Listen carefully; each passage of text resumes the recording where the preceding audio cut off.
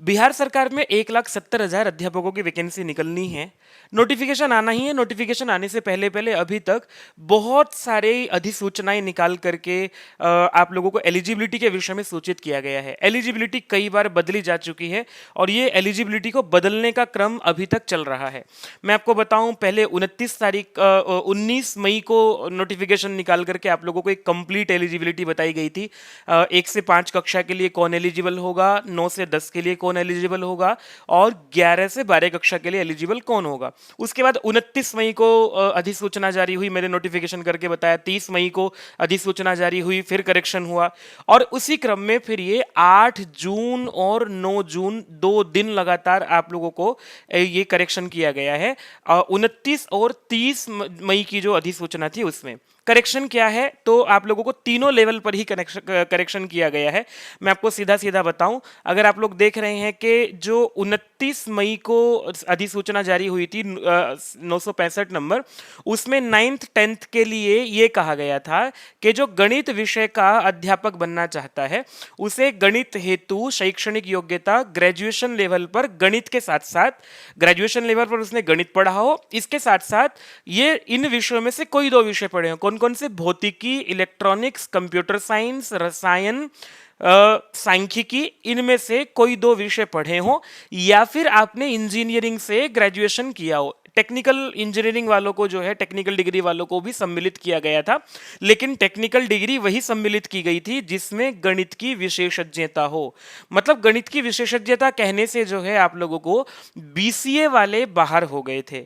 तो यहां अब इसको आज के नोटिफिकेशन में ये जारी करके कहा गया है कि इसमें आप लोगों को कहा जाता है कि ये स्पष्ट किया जाता है कि स्नातक स्तर पर कंप्यूटर साइंस में बीसीए वाले को भी लिया जाएगा। जिसने बीसीए किया हुआ है उसको भी 9th 10th में गणित विषय में एलिजिबल माना जाएगा। एक तो ये बड़ी जानकारी है, मतलब बीसीए करने वाले बहुत सारे लोग एलिजिबल हो गए हैं। दूसरे नंबर पर जो इन्होंने चेंजेस किए हैं वो किया हुआ है 11th 12th के लिए। 11th 12th के लिए बायोलॉजी के लिए कुछ सब्जेक्ट बताए गए थे कि आपने जो है वो ग्रेजुएशन लेवल पर, पोस्ट ग्रेजुएशन बायोलॉजी में, अगर आप लोग बायोलॉजी के अध्यापक बनना चाहते हो तो आपने masters botany, zoology, life science, bio science, genetics, microbiology, biotechnology और मोलिकुलर बायोलॉजी, प्लांट साइकोलॉजी, इनमें से किसी में भी मास्टर्स किया हुआ हो तो आप बायोलॉजी में बन सकते हो। लेकिन ये लेकिन शब्द डाल करके कहा गया कि उन्होंने, आपने बस बॉटनी और जूलॉजी को ग्रेजुएशन में पढ़ा हुआ हो। मतलब मास्टर्स के साथ साथ अगर आप लोगों ने बॉटनी और जूलॉजी को ग्रेजुएशन में पढ़ा है तभी आप आवेदन कर पाओगे। तो ग्रेजुएशन को भी ध्यान रखना पड़ रहा था इसमें। अब इसको बायोलॉजी में 9th 10th का टीचर बनने के लिए ये हटा दिया गया है कि यहां से ये जो प्लांट साइकोलॉजी के बाद जो प्रोवाइडेड लिखा हुआ है कि ग्रेजुएशन में आप लोगों ने बॉटनी जूलॉजी अनिवार्य विषय के रूप में पढ़ी हो, तो उसको हटा दिया है। आपने वो ग्रेजुएशन लेवल पर बॉटनी जूलॉजी पढ़ी है या नहीं पढ़ी है, हमें सिर्फ आपके मास्टर्स से मतलब है, एक ये किया गया है। तो बड़ी जानकारी है। तो मतलब आप ऐसे बहुत सारे लोग हैं जिन्होंने बॉटनी जूलॉजी ग्रेजुएशन लेवल पर नहीं पढ़ी है। इसके बाद आप लोगों को मैं बताऊं, फिर ये जो कक्षा 1 से 5 तक की एलिजिबिलिटी है ये भी बदली गई है। कक्षा 1 से 5 तक की एलिजिबिलिटी के संबंध में आप लोगों को थोड़ा सा मैं समझा देना चाहता हूं कि एलिजिबिलिटी क्या है। देखो, मैंने ये आप लोगों को जो नोटिफिकेशन आया था उन 19 मई को 12 पेज की एलिजिबिलिटी जो आप लोगों के लिए सबसे पहले एलिजिबिलिटी जो निकली थी, इसमें 1 से 5 की एलिजिबिलिटी लेवल पर कुछ चीजें आप लोग समझ लीजिए। यह कहा गया था कि अगर आपने 50% अंकों के साथ 12th किया हुआ हो, और इसमें ना 1 से 5 के अध्यापक के लिए जो एलिजिबिलिटी है, आपने उच्चतर माध्यमिक मतलब 12th जो है, सीनियर सेकेंडरी आप लोगों ने अगर ये किया है 50% अंकों के साथ और प्रारंभिक शिक्षा शास्त्र में आप लोगों ने डिप्लोमा किया है तो आप एलिजिबल हैं। एक बात, 12th और डिप्लोमा आप लोगों का शिक्षा शास्त्र का। इसके फिर बाद इन्होंने एक बात और कही कि ग्रेजुएशन हो आपका और प्रारंभिक शिक्षा में डिप्लोमा हो तो भी आप लोग एलिजिबल हैं। 50% अंकों के साथ आपने कोई भी ग्रेजुएशन किया हुआ हो और बीएड किया हुआ तो आप एलिजिबल हैं। मतलब 3 एलिजिबिलिटी हो गई हैं, 12th plus diploma, graduation plus diploma और 50% अंकों के साथ ग्रेजुएशन प्लस बीएड।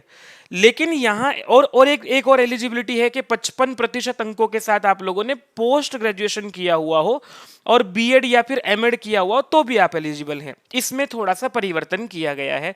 परिवर्तन ये किया गया है कि ये जो समकक्ष ग्रेड के साथ स्नातकोत्तर लिखा हुआ है, यहां आप लोगों को आज बदलाव ये किया गया है कि ये जो समकक्ष टेक्निकल शिक्षा की डिग्री तथा प्राच्य भाषा विशेष से संबंधित डिग्री सामान्य विषय विद्यालय अध्यापक के पद पर नियुक्ति हेतु मान्य नहीं है। 19 तारीख में ये जो कहा गया था, इसमें बाद में ये स्पेशल रूप से कहा गया था। देखो मैं आप लोगों को बताऊं कि टेक्निकल डिग्री धारी जो है, ये लिखा हुआ है।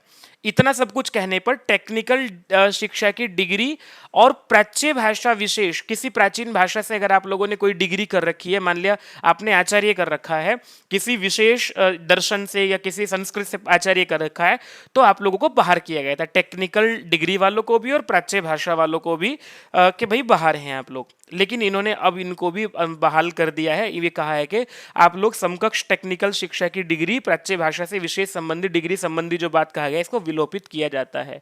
मतलब कि पोस्ट ग्रेजुएशन पर आपने कोई भी डिग्री कर रखी हो, बीएड आपने किया हुआ हो, तो फिर आप लोग जो है एलिजिबल हैं यहाँ पर 1 से 5 के लिए आवेदन करने के लिए भी। वो अलग बात है कि इसमें ब्रिज कोर्स करना ही पड़ेगा अभी, तो बाकी सब सूचनाएं यथावत रहेंगी। ये जानकारी आप लोगों के एलिजिबिलिटी को लेकर के थी। एक प्रश्न जो आप लोगों ने बार थंबनेल पर भी देखा होगा, सीटेट के लिए।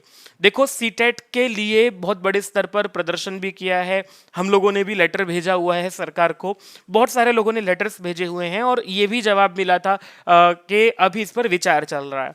विचार चल रहा है तो डेली जब एलिजिबिलिटी चेंज हो रही है, पर अभी तक सीटेट वालों के लिए कोई एलिजिबिलिटी चेंज नहीं हुई है। कुछ लोगों ने भ्रामक एक वीडियो बनाया है, मैंने देखा था कि सीटेट को मान्य कर दिया गया है, लेकिन सीटेट को अभी तक जुलाई वालों को मान्य नहीं किया गया। और ऐसा हो सकता है कि ये मान्य कर दिया जाए इस पर, लेकिन अभी विचार मंथन चल रहा है। हालांकि एक पक्ष ये भी है, सरकार का भी है और बहुत सारे एजेंसीज का भी ये पक्ष ये वाला भी है कि मिनिमम एलिजिबिलिटी है सीटेट। ठीक है, मिनिमम एलिजिबिलिटी को तो आपके पास पहले से होना ही चाहिए, तभी आप लोग, और किसी में आज तक ऐसा नहीं हुआ कि आपको सीटेट कह दिया गया हो कि कोई बात नहीं बाद में कर लेना। ठीक है, तो ये जानकारी है। पर देखो क्या रहता है, क्योंकि बहुत बड़े एक वर्ग को लेकर के सीटेट वाला वर्ग जुलाई वाला है, उसको लेकर के ये बयान अभी अतुल प्रधान जी का पहले आ चुका है कि उनको हम लोग एलिजिबल कर देंगे। हालांकि फिर बाद में उन्हें पलटना पड़ा, बाद में ट्विटर अकाउंट भी डिलीट हुआ, सब बातें हुई है। और देखो क्या हो सकता है, हम तो चाहेंगे आप लोगों के पक्ष में ये फैसला आ जाए, और जैसे ये फैसला आता है मैं आप लोगों को फिर जानकारी दूंगा। आज के लिए इतना ही है, नमस्ते।